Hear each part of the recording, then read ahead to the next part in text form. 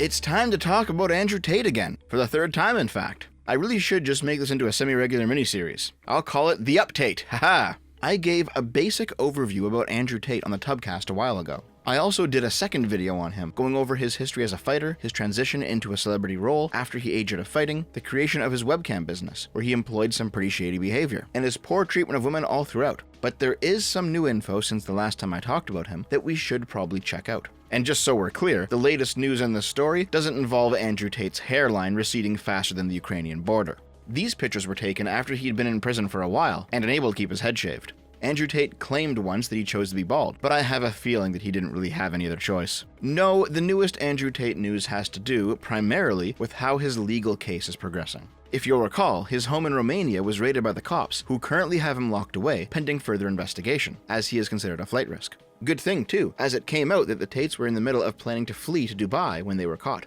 The body cam footage of the home raid showed money, passports, and weapons laying around the Tates' pad, as well as a gorilla made of cash. I guess the rich really do have some strange tastes. Unfortunately for them, a lot of that stuff has since been seized by the Romanian state, most notably all of his supercars. Well, the incarceration of the Tate brothers has since been extended multiple times, up to 180 days at this point. And during this period, more scraps of evidence keep mounting against them regarding the sex trafficking allegations. The case hinges on proving the Tate brothers employed the loverboy method of sex trafficking, where you enter into a real relationship with a woman, get her to fall in love with you, and then once you've moved her to another country, taking her passport and making her do sex work. And in a recently resurfaced interview from November of 2021, you can hear Tristan Tate say that is exactly what he and his brother have done. Typically, my setup was, for many, many years, I would approach women and meet them and seduce them in the old-fashioned way. And within a few months, they were earning money for me to make me richer, either on webcam or a platform like OnlyFans or something like that. So I see myself on a higher level because I distinguish the difference between being a customer and being a provider of the service. You know, I'm the guy who gets money because he has women, not the guy who spends his money to get women near him. I can get a beautiful girlfriend and tell her and manage her and drag $40,000 to $50,000 a month out of thin air. If I concentrate all of my effort on one 10 out of 10 female and she'll do whatever I say, I can conjure $40,000 or $50,000 a month out of thin air. And that's what I know how to do. That's always going to be my default. I couldn't lose all I have now. That isn't possible. So many things would have to go wrong. But if I did, I'd find a pretty girlfriend and I'd start dragging $50,000 a month out of thin air, and I would build from there. You can also hear Tristan Tate talk about how he treats women who try to build up some side money in an attempt to leave their control. The admins need to be people you trust. Your management and your admins have to be people you trust. They absolutely do. Because if they're not watching your girls and you're not watching them personally, girls will run wild. There are a million ways to take money from a guy who likes this girl. So if you let the girl be in charge of her own phone contact with members who like her, you are setting yourself up to get scammed. All she has to do is type a sort code and account number to a member, and that has happened to me before. I went to the room, smashed the room up, told her I knew what she did. She sent me all the money, but that has happened to me before. She was talking to this guy online a lot. She didn't have an admin, because she was very successful and very high up doing this on her own, but I noticed her token numbers had fallen down. But she was on Skype every day to her best member, a guy who used to tip her loads. So I was thinking, why is she on Skype to this guy all the time, but her token numbers are low and this guy doesn't seem to be tipping her? And I got wise to it. Because she had been talking to him on the phone, she'd been getting him to send money directly to her bank account from his bank account, bank-to-bank transfers, talking to him for 1 or 2 hours every day, doing her shift, but that was money I wasn't seeing a part of. These girls will scam you. If you let them take full control over their accounts, they will run away. I like to keep the girls' passwords. I log them in and log them out. If you give the girl the password to her account, there's a chance she could run away and try it by herself. I've had that happen. Girls are usually a lot less successful when they don't have a management structure and a boss in place, because girls are fucking lazy. They're lazy, they don't want to do the work. They'll work 3 or 4 hours a day and think, oh, that's enough. So they become very unproductive, and you've lost a good potential earner. So keep the passwords to their accounts, certainly. Don't let them have direct contact with their members.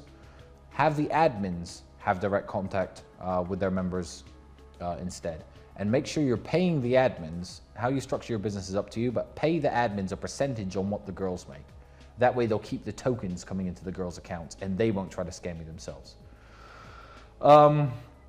If a girl is talking to a member in any way, they have their Twitters, they have their Instagrams. You do have to be wary of it because you can't ban them from having Twitter and Instagram. In fact, you need to encourage it because it helps their following on cam. You need to make sure, have a look at their computer.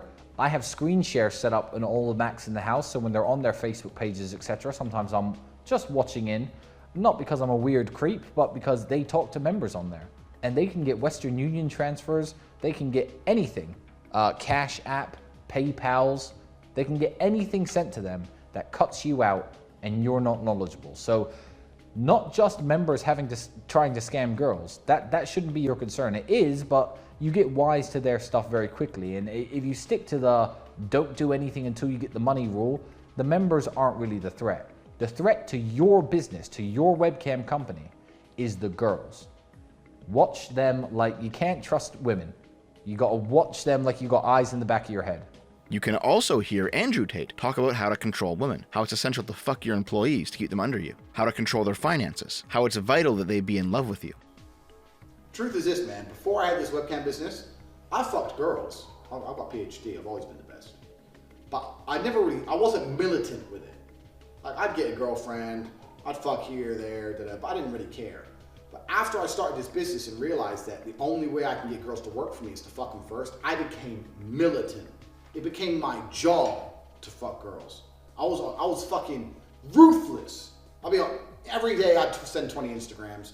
Every day I was on a date. I was fucking 4 girls, 5 girls a week. Because that's how I built my business. I built my business off the back of my dick. That's how I built it. That's how I got rich. So I became militant with the pimping. And my bottom bitch understood it. And she understood that perfectly. So that is the recruitment structure, and that is extremely important.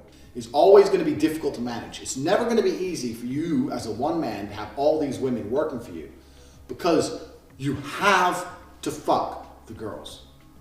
This is a fucking super important. You're probably sitting there with a smile on your face right now. Look at you fuckers. You're all like, yes. You have to fuck the girls. You cannot sit and do a purely professional business relationship with a female. It doesn't work. Women have sex with somebody. If they're not fucking you, they're fucking somebody else. Now, a woman's always going to be the most loyal to the guy she's fucking, as opposed to anyone else for any other reason. If you have a girl work for you and you say, look, we're gonna be business partners, we're gonna make money, here's your cut, here's my cut, we're gonna work together, blah, blah, blah, blah, blah. Here's a fucking, I've had dudes, I've known loads of guys who've like tried to do a contract with a girl, tried to sit there and talk common sense to a girl. When's the last time talking common sense to a girl has ever worked? Ever. If you're not fucking the girl, she is fucking someone else. And that other person she's fucking is gonna have the control over her mind as opposed to you. And if he controls her mind and you don't control her mind, once she starts to pick it up a bit after a few weeks, a few months, whatever, and realizes how to make money on her own, is she gonna stay and keep paying you, or is she gonna run off and pay her boyfriend, or them two are gonna go traveling in Southeast Asia and she's gonna work as she goes, or she's gonna go to her boyfriend and say, look, fuck it, you type for me. She's gonna run off. She's going to leave. There's no way, I did this business for a long time. There's no such thing as having girls who work for you who you've not fucked. It's impossible. You have to fuck them and they have to love you. It's essential to the business, because otherwise women have no loyalty. If you sit and say to a man, look, I'm gonna show you how to make unlimited money on your computer from home, and we're gonna do it together. And after a few months he can do it on his own, he'll still sit there and go, yeah, but we started this together, so let's just stick at it together. He showed me how. Without him, I wouldn't have any of this, so I'll give him his cut. Women don't think that way. Women don't have any loyalty like that. They'll think, oh, fuck him. I can do it without him now, fuck him. And they'll run off. Women are snakes. They have to be in love with you, which means you have to have sex with them. So, this is why your bottom bitch is so important, because your bottom bitch is going to be there from the beginning, and if you ever want to grow the business, you have to be having sex with other women. And your bottom bitch has to understand that. So, the dynamic you pull there with your number one girl, your bottom bitch, your first girl, is after you've been working a few weeks or whatever, after things are going well, you'd say to her, you know what? Me and you can get even richer. And she'll say, how? And you'll say, If me and you got some other girls, me and you, not me. If me and you got some other girls to work, then we'd have even more money. And also, what we could do is I could give you a percentage of their money. So you could teach them and train them to be like you, and I can give you a cut of their money as well, so you have more money as well. And we can buy a house, and we'll buy a car, and we can invest in crypto, whatever. Sell them a dream. Sell them some dream, and we'll buy this big property in fucking the Bahamas. And she'll go, oh yeah, but where are we gonna find girls from? Say, well, I'm gonna find the girl, and I'm gonna bring her to you, and you can tell her how good it is to work for me, and how great it is to do this webcamming thing, and how smart we are. I don't mention webcam until after I've had sex with the girl. If you're on dates and you're trying to mention it and shit, it just doesn't work. It puts them off. I'd never do that. That's disgusting. I'm not a whore. It's just not gonna work. You continue as normal, no mention of webcam. You fuck the girl. After you fuck the girl, you do the PhD test. If she passes the PhD test and she wants to be with you, then you start mentioning things like, yeah, but you know, you're always busy, you're always at work, you can come work for me. Work for you doing what? So I'll have a webcam business. Oh, I don't want to do that. So, okay, I know you don't want to do that, but listen, come, let's have a meeting, let's just talk about it. If you don't want to do it, don't do it, fine. But let me explain it to you properly. In fact, I'll bring one of the girls who works for me. You, your bottom bitch, the new girl, you go out for fucking a nice dinner, your bottom bitch is the one who does the selling. You don't do the selling. The girl has to hear it from a girl. And this is where your bottom bitch has to be trained. That's why I said it's so important to have a good first girl. My first girl was so good, it was easy. My girl would sit there and go, oh my God, before this I was a waitress and it was shit, and now I do this and I make so much money, and the guys all love me and they adore me, and on my birthday they send me presents, and I get so much money, blah, blah, blah, and it's so much fun, and we stay at home, and da-da-da-da, and we're gonna go to Thailand soon, and we're gonna be working in Thailand, and we're gonna stay there for as long as we want, you should come with us, it's gonna be so much fun, da-da-da-da, martinis, martinis, martinis, bang, threesome. Slam them both. Your bottom bitch knows. This girl's like, okay, well, I'll try it. Put both girls on camera together the first day, so the new girl can sit there and just sit with the other girl and get drunk. Give them a bottle of vodka, put on the fucking chatterbait, 100 tokens per shot. The guys will send loads of money to get the girls drunk, because guys like drunk girls. Girls will sit there, get drunk, have a great time. You say it's your new job now. You haven't got to go to work ever again. That's how you recruit girls. And then there's the Tate's War Room, which is the most expensive, most inner circle of Hustler University, which is basically another of those online universities where you pay the influencer at the top to get simple tips on how to self-improve and motivational talks and other nonsense like that. Kind of like Jack Murphy's Liminal Order, which Andrew Tate claimed was ripped off from him, by the way. Well, the War Room's logs have been leaked. They show that the guys in the War Room talk about using the Loverboy method just like the Tates, to recruit women into prostitution, take their money and beat them, just like they were taught. A lot of those previous video clips come from War Room tutorials and talks. These same War Room guys are also all running sock puppet accounts, using very similar branding to promote Andrew Tate clips and messages all across the internet. All these accounts have been made 3 to 4 months ago around the same time. It seems like every few days, there's another article with another girl's story about how she was lured to Romania by the Tates. It seems to be the case that a good chunk of the girls did not want to be there. They were there under threat of violence, including some that might be under 18. Here's one girl's anonymous testimony. We were just sitting on the bed and Andrew punched me in my arm. I went to the bathroom and cried. It really, really hurt to have someone just hit me in the arm for no reason. I was very confused. Sorry. Sorry, I don't want to cry. It's okay. I just witnessed so much, like verbal, physical, not just to me, but the other women involved. And it just got worse over time. I saw him smack girls with a belt because she wanted a lion. He used to strangle us as well.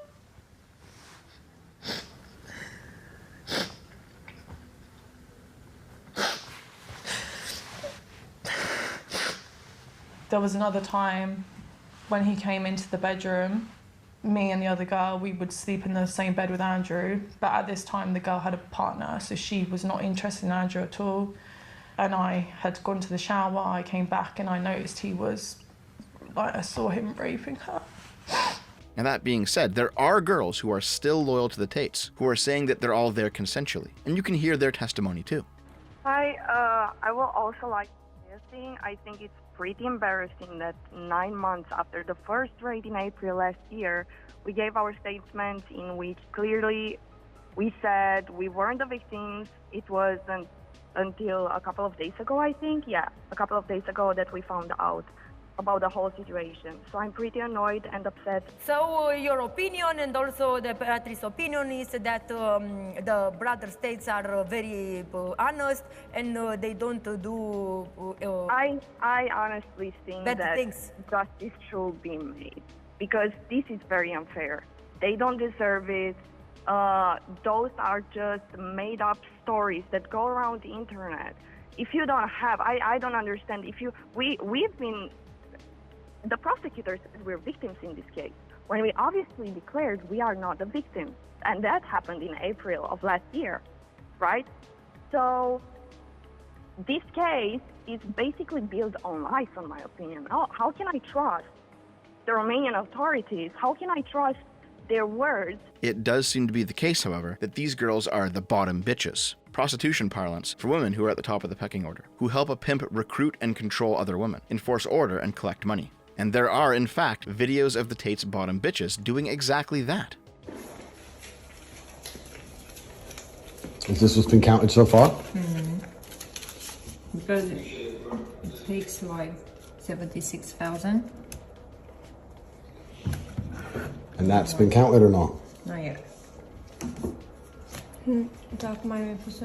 The funniest part about all of this is that part of the court proceedings, if Google Translate is to be believed, shows that the judge in this case is specifically looking at all of the shit the Tates have said online and using it as justification for holding them and the investigation and all of it. It turns out, guys, the Tates are not smart people. If they were, they would have shut the fuck up. They would absolutely shut the fuck up when in jail and not order their underlings on the outside to start destroying evidence. Yes, they were actually dumb enough to do that. At least according to this translated Romanian article. You know that in jail cells and visitation rooms they listen to you, right? You know that the Romanian government can translate what you say, right? The Tates are fucking retarded, and this confirms it. The world is full of Andrew Tate simps right now, spamming the hashtag FreeTopG and whatever, and a lot of them are just sad, lonely dudes who are ignored by the mainstream progressive apparatus. The left had nothing to tell these people except that they were the source of all the world's problems. So I'm not surprised that they ran into the arms of the only person who actually offered them an empowering perspective, despite the toxicity.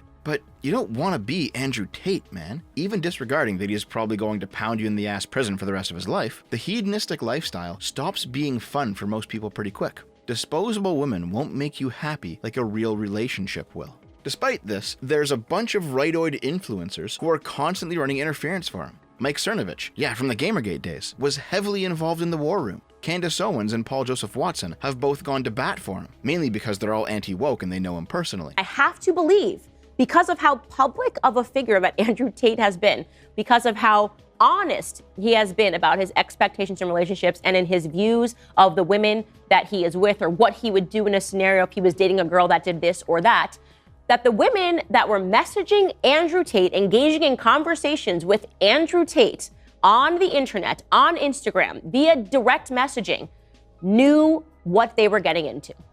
And I feel that that is important to say because I am so sick of this idea that we should always accept that in every situation a woman is a victim. I'm not empowered by that. I don't find that to be empowering, right? The Me Too movement to me disempowered women because it said women never know what they're doing. They just are always little flowers and men take advantage. The truth is that women take advantage too. And the easiest thing for women to sell to get what they want is sex, right? This is what Tag the Sponsor proves. I want to be rich, I want to have money, and I don't want to work, so I'm going to sell sex.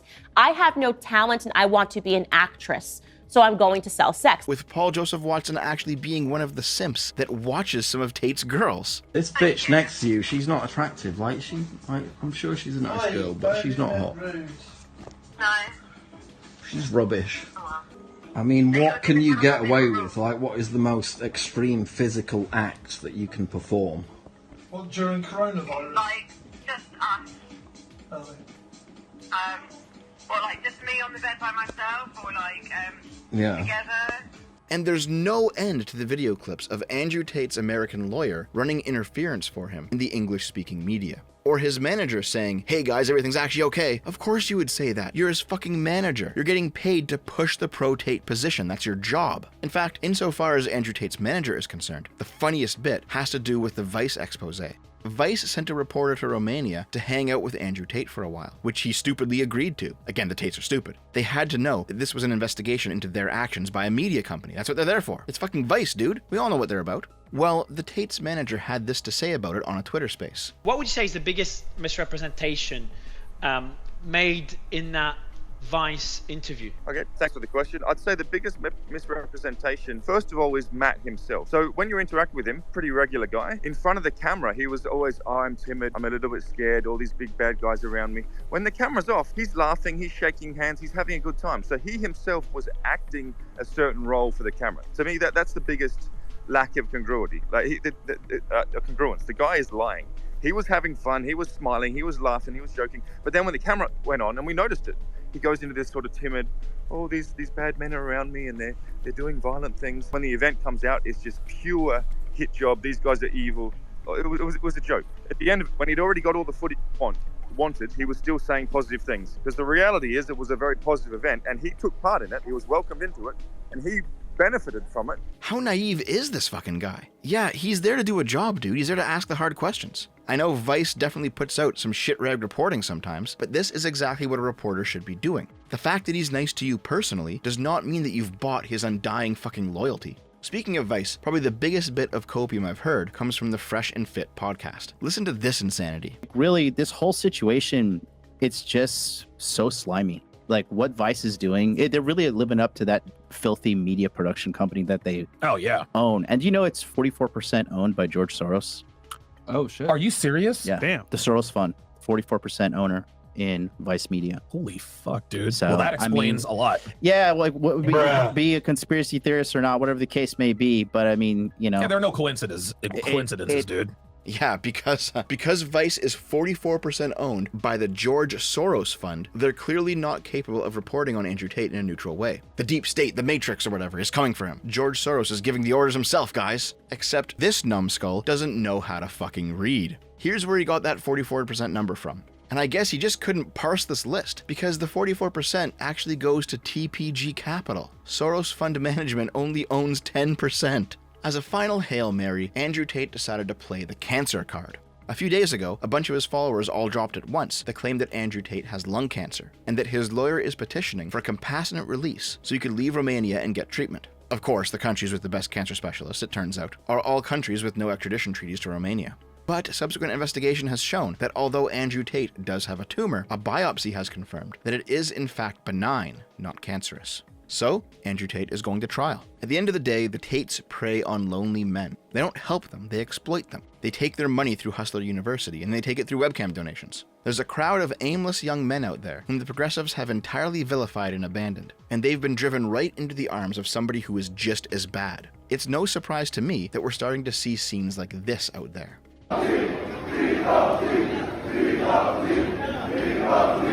And that's not even mentioning how bad the Tates are to women. These are not good dudes, guys. They're not who you want to emulate. They're not who you want to hold up as anti-woke heroes or some shit. Rightoids are stuck in this rut right now of simply accepting anything that is anti-left, regardless of whether or not it's actually, good. And that has led to an alarming rise of people who are pro-Tate.